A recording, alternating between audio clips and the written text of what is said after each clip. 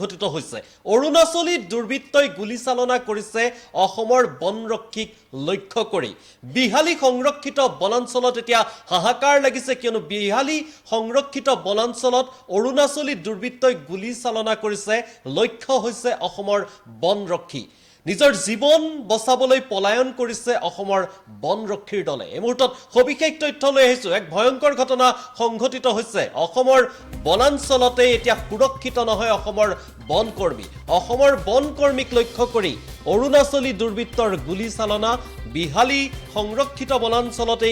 ঘটনা সংঘটিত হৈছে য'ত অৰুণাচলী দুৰ্বৃত্তই অসমৰ বনৰক্ষীলৈ লক্ষ্য কৰি গুলীচালনা কৰিছে আৰু এই ঘটনাৰ পাছতেই অসমৰ বনৰক্ষীৰ মাজত হাহাকাৰময় পৰিৱেশৰ সৃষ্টি হৈছে অসমৰ বনৰক্ষীক গুলীচালনা কৰিছে অৰুণাচলী দুৰ্বৃত্তই অবৈধভাৱে গছ কাটাত বাধা দিয়াৰ বাবে এই গুলীচালনাৰ ঘটনা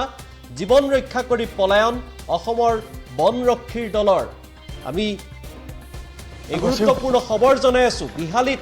ভয়ংকৰ ঘটনা সংঘটিত হৈছে বিহালী সংৰক্ষিত বনাঞ্চলতে ঘটনা সংঘটিত হৈছে য'ত অসমৰ বনৰক্ষীক লক্ষ্য কৰি অৰুণাচলী দুৰ্বৃত্তই গুলীচালনা কৰিছে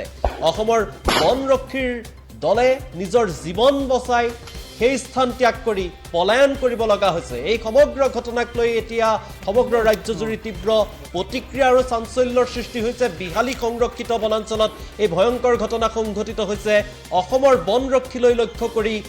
গুলীচালনা কৰিছে অৰুণাচলী দুৰ্বৃত্তই আৰু এই ঘটনাৰ পাছতেই এতিয়া অসমৰ বনৰক্ষীৰ মাজত হাহাকাৰ লাগিছে অসমৰ বনৰক্ষীৰ লক্ষ্য কৰি গুলীচালনা সংঘটিত কৰিছিল অৰুণাচলী দুৰ্বৃত্তই অবৈধভাৱে গছ কাটি আছিল অৰুণাচলী বন মাফিয়াই আৰু বন মাফিয়াক গছ কটাত বাধা দিয়াৰ বাবে এই ঘটনা সংঘটিত হৈছে গছ কটাত বাধা দিয়াৰ বাবে অসমৰ বনৰক্ষীক লক্ষ্য কৰি গুলীচালনা কৰিলে অৰুণাচলী দুৰ্বৃত্তই জীৱন ৰক্ষা কৰি পলায়ন কৰিব লগা হ'ল অসমৰ বনৰক্ষীৰ দলে আমি সেই দৃশ্যাংশ দেখুৱাইছো কিমান ভয়ংকৰ আছিল সেই দৃশ্য য'ত অসমৰ এখন সংৰক্ষিত বনাঞ্চলত বিহালী সংৰক্ষিত বনাঞ্চলত অসমৰ বনৰক্ষীক লক্ষ্য কৰিয়ে অৰুণাচলী দুৰ্বৃত্তই গুলীচালনা কৰিলে অসমৰ বনৰক্ষীয়ে গছ কাটাত বাধা দিছিল গছ কটাত বাধা দিয়াৰ পাছতে অৰুণাচলী দুৰ্বৃত্তই গুলীচালনা কৰিলে অসমৰ বনৰক্ষীক লক্ষ্য কৰি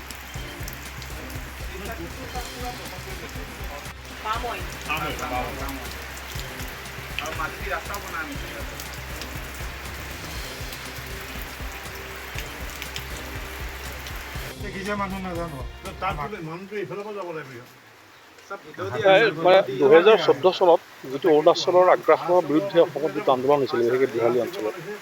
সেই আন্দোলনৰ ফলত আমাৰ বিশেষকৈ বৰ্ডাৰৰ যিখিনি বাসিন্দা সেই বাসিন্দাসকলৰ যথেষ্ট সাহস বৃদ্ধি হৈছিলে আৰু লগতে আমাৰ আনকি গভৰ্ণমেণ্টৰো এটা কঠোৰ সিদ্ধান্ত লোৱাৰ কাৰণে আমাৰ ফৰেষ্ট ডিপাৰ্টমেণ্ট DC অফিচৰ পৰা কেইবাবাৰো এবাৰ দুবাৰ নহয় আমাৰ ৰাইজৰ হেঁচাত যি নহওক ৰাইজৰ হেঁচাত কেইবাবাৰো এই অৰুণাচলে নতুনকৈ বনোৱা ঘৰবিলাক ভাঙি থৈ আহিবলৈ সক্ষম হৈছিলে সেইখিনি আমি BJP চৰকাৰৰ দিনৰ আগৰ কথা কৈ আছোঁ 2014 চনত যিটো অৰুণাচল আগ্ৰাসনৰ বিৰুদ্ধে এটা ডাঙৰ আন্দোলন হৈছিলে তাত 15জনকৈ মানুহ শ্বহীদ হৈছিলে তো সেই আন্দোলনৰ সময়ত কিন্তু এটা ক'ব গ'লে যে আমাৰ অসম চৰকাৰৰ এটা আক্ৰমণাত্মক পজিশ্যন আছিলে কিন্তু যেতিয়া BJP চৰকাৰ ক্ষমতালৈ আহিল BJP চৰকাৰ ক্ষমতালৈ অহাৰ পাছত লাহে লাহে কি হৈ গ'ল যে চৰকাৰৰ ঢিলা মনোভাৱৰ কাৰণে প্ৰশাসনো ঢিলা হৈ গ'ল ফৰেষ্টো ঢিলা হৈ গ'ল গতিকে অৰুণাচলৰ পুনৰ এটা আক্ৰমণাত্মক অৱস্থানত আহি গ'ল আৰু তাৰে পৰিণতি হ'ল যে আমাৰ চাউল ধোৱাত যেতিয়া কেম্প বনাব গৈছিলে কেম্প বনাব যাওঁতে অৰুণাচলৰ পুলিচে আহি পেলাই সেই কেম্পটো বনাবলৈ দিয়া নাছিল আপোনালোকে চবেই চাইছে তাত ভিডিঅ'ত নিউজত ওলাইছিলে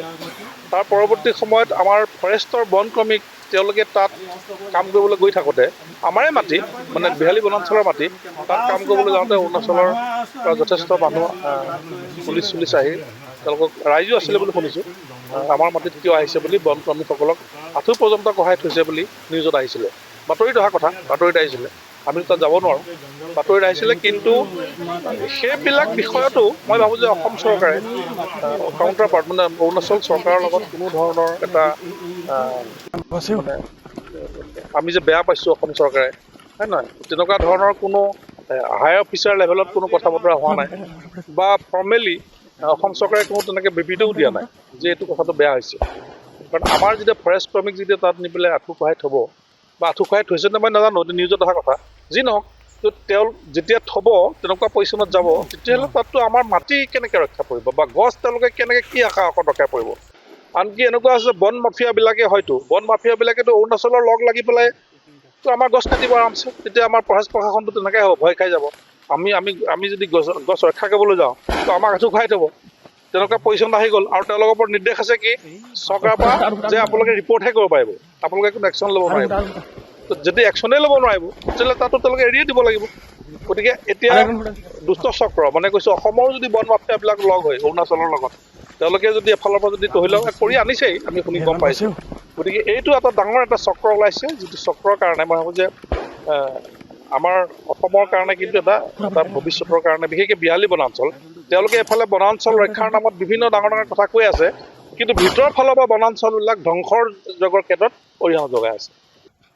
মানে 2014 চনত যিটো অৰুণাচলৰ আগ্ৰাসনৰ বিৰুদ্ধে অসমত যিটো আন্দোলন হৈছিলে বিশেষকৈ বিহালী অঞ্চলত, সেই আন্দোলনৰ ফলত আমাৰ বিশেষকৈ বৰ্ডাৰৰ যিখিনি বাসিন্দা, সেই বাসিন্দাসকলৰ যথেষ্ট সাহস বৃদ্ধি হৈছিলে। আৰু লগতে আমাৰ আনকি গভৰ্ণমেণ্টৰো এটা কঠোৰ সিদ্ধান্ত লোৱাৰ কাৰণে আমাৰ ফৰেষ্ট ডিপাৰ্টমেণ্ট DC অফিচৰ পৰা কেইবাবাৰো, এবাৰ দুবাৰ নহয়, আমাৰ ৰাইজৰ হেঁচাত যি নহওক ৰাইজৰ হেঁচাত কেইবাবাৰো